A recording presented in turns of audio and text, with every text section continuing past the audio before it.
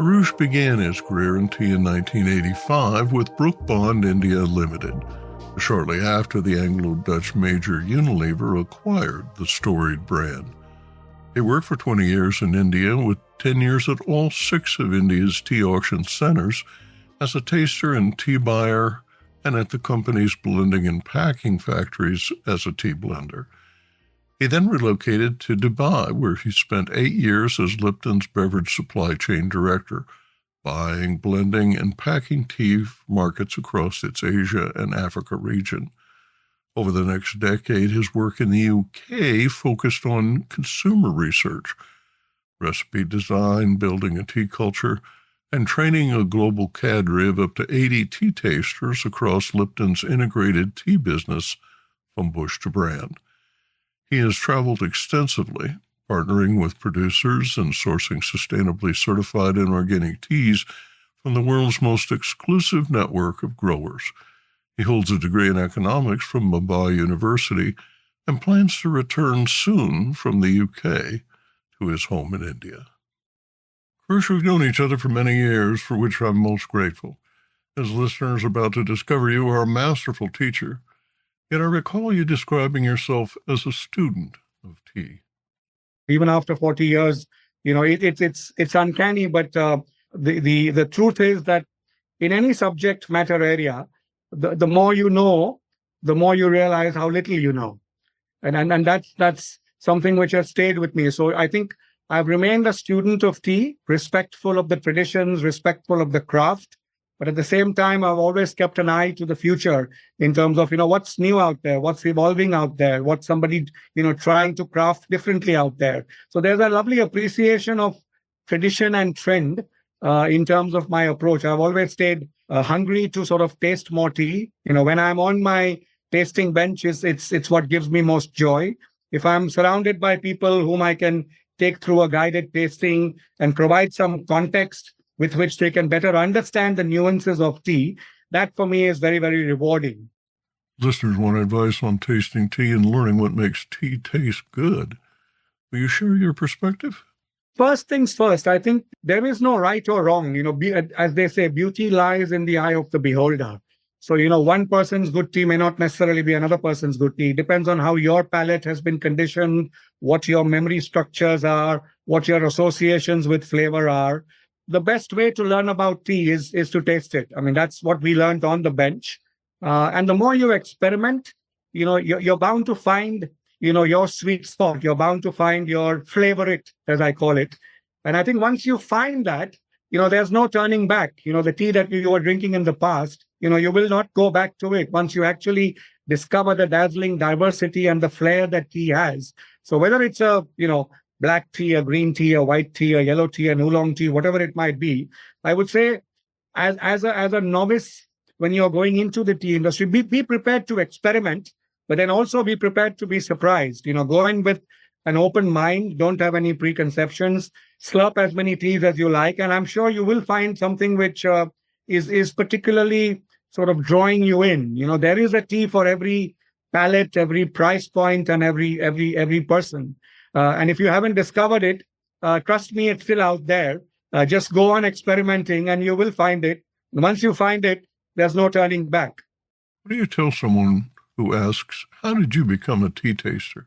I mean, that's obviously not something which you can ever plan for. I think most senior tea tasters around the world have probably got into the profession, accidentally or by chance. They stumbled into the profession, as it were, because it's not something that, you can get a degree for. It's not something that college counselors will ever advertise saying, go into becoming a tea taster. A tea taster job is rarely ever advertised. In my case, I stumbled into it 40 years ago back in India. And it was, at that time, I had no idea what I was getting into. It was something which I was told you learn on the job, you grow on the go. And the more you do, the better you will get. And guess what? You'll be tasting some tea. You'll be traveling around the world. And best of all, you'll get paid for it. So, what's not to love with that kind of a job description? So, you stumble into it and then you look at your peers, you're as a young management trainee in those days with a large company like Brooke Bond in India. your job was not to sit on the desk. Your job was, look at those hundreds of teas being lined up all through the day, and whoever senior taster is tasting on whichever bench, join him. Somebody might be tasting, some or Assam Orthodox teas on another bench. There's some Darjeeling teas on another bench. There's some CTC teas. Just go there, do there, imbibe, listen, and try and develop your art of association, because that is what tea tasting is really at the end of the day. That's what we were taught. We were taught, and one of the things which has stayed with me from the very early days is I was always told that tea tasting is a bit like playing golf. So, you're really competing against yourself. And that was something which appealed to me. This was not something where I had to depend on someone else or where someone else could trip me up. This was a battle I could win, because you're playing against yourself. So the more honest you are with, how you're doing, it's like your golf handicap. You're assessing for yourself, you're immersing yourself. So it's a battle you can win. That's something which appealed to me. So, the bottom line was practice makes perfect. So perfect your practice. So that was the mantra which I grew up in, which was all about taster tenacity. In those days, it was a big company. So there was always hundreds of cups of tea being slurped every day. And at times, we would have to taste up to 1,000 cups of tea a day. I mean, so we would call it the 5 S's of taster tenacity, which was see, sniff, sip, swirl, and spit. The more you did, the better you got. There really was no rocket science in it. Let's talk specifically about quality. I spent some time in Sri Lanka last year and had lengthy conversations with exporters concerned that the blends that made Sri Lanka famous now contain very little high-quality, high-grown Ceylon or Chinese keemum as ingredients, because somebody said, good tea's too expensive, so let's remove it. Consumers won't notice. What's different about tea blends today than 50 or 100 years ago? I think the reality is, tea is ubiquitous. It's grown in 30, 40 countries around the world, but it's, drunk in 200. Quality is subjective. I don't think good teas have ever gone out of fashion. In fact, when I joined the tea trade, 40 years ago, that was the time when tea used to be packed in tea chests. And you won't believe, I mean, in those days, one panel of a tea chest always had emblazoned and stenciled on it saying, it pays to buy good tea. Just 6 words. They were there 50 years ago, 70 years ago, always on one panel of a tea chest. And that's not changed. Yes, the specialty tea industry is a little more nuanced in terms of, appreciating things a little more holistically, what I call the sort of 7 P's of any tea, which is, the provenance, the plantation that it comes from, the plucking, the processing, the actual product attributes, but then also the people attributes and the planet attributes. So, tea quality does need to be looked at holistically. It is all about the sensorials and the flavor. And again, in terms of the flavor, I think people need to understand what contributes to flavor as we experience it. So flavor is a combination really of taste, of texture, and of aroma. So, taste plus texture plus aroma is really what gives you, the flavor profile of any tea. Because what you taste on your palate is the 5 sort of basic tastes, sweet, sour, salty, bitter, and more increasingly umami. That's just the taste, because that's what your receptors on your tongue pick up. But really, when you're cupping tea, we slurp it in to allow it to sort of almost get into our sort of nasal cavity, which is where a lot of the flavor and the aroma receptors are located. And that's what, so you might get a sweet tea on your tongue, but then it'll turn floral or fruity in your nose. I think people need to understand very simply that, taste is, people sort of use the word flavor very loosely, but it's really a combination of taste and texture, which is on your tongue, but then also most importantly, the aroma, which is actually in your nose, which is why, when we tea tasters have a cold and our nose is blocked, we can't taste because 80% of taste is actually smell. I don't think good tea has ever gone out of fashion. In fact, if anything, in the last few years, I'm looking at more and more brands and establishments putting a lot of effort into the quality of their tea blend recipes, and their ingredients. And as long as that continues to happen, tea will continue to build respect. Consumers seeking premium beverages are looking for something distinctive. The phrase I hear in discussions about fine wine and specialty coffee is, it's more than a score. Intrinsic values are hard to quantify. You can't assign a 96 or a 94 because that does a disservice to aspects that are better described than measured. So talk about the importance of distinctiveness in discerning good quality tea. If you travel around the world, you find teas which really sort of have a signature character.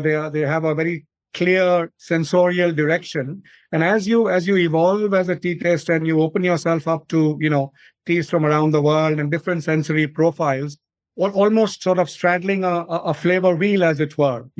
So if you look at tea, for example, there are broad families of florals and fruity notes and vegetal notes and aquatic notes and woody notes and spicy notes. So, it's the sensory space is very, very rich. The more you can sort of experience these and actually feel, wow, I get this. When somebody, back in the day when I was tasting Assam tea, one tea taster would call something, raspberry jam, and another tea taster would call it strawberry jam. But the essence of that character was that it had that fruity note, which is what I was keen to pick up, and that was down to a certain clone in a certain garden. And week after week, when that tea was tasted, it had that distinctive note. So I think over different teas, over different origins, one learns to pick up these distinctive characters. So if it's a Keeman tea, it's got a sort of a lovely, sort of nutty cocoa sort of a character, which gives it a distinctiveness. If it's an Uva tea from the high elevations of Sri Lanka, again, it's got this lovely balmy wintergreen character, which really spikes out. So, every tea has got, it's got all the attributes. It's got some mouthfeel, it's got some texture, it's got some flavor, but there will be a spiking out note, which sort of gives itself its unique identity. And as a taster, I love to explore it, whether it's whatever the tea around the world, it's this unique identity you're looking for. If there are some teas which are smoky, but then some amount of smoke is actually a little desirable at times. It's only when it goes over the top and it gets, completely burnt that it starts to taste negative. So, you really need to sort of understand the calibrated intensity of flavor. So first, I would say, recognize the families around tea, almost like a flavor wheel. A flavor wheel is a lovely aid to have. It's like a visual compass, a diagrammatic lexicon of tea's sensory space. Every tea has got this signature character, which is what, when you source tea from around the world, you are looking for that signature character. Will this tea drive a certain amount of color in my blend? Or will this other tea drive a certain amount of mouthfeel? Or will another tea drive up the sort of aftertaste? Or will another tea, drive up the sort of nose elements to it? So, you're cherry picking elements and you're cherry picking teas from around the world when you construct a recipe, just like a perfume. You'll have some base notes, you'll have the body of the perfume, and then you'll have some distinctive top notes, which give it a signature character. And that's really no different when it comes to tea.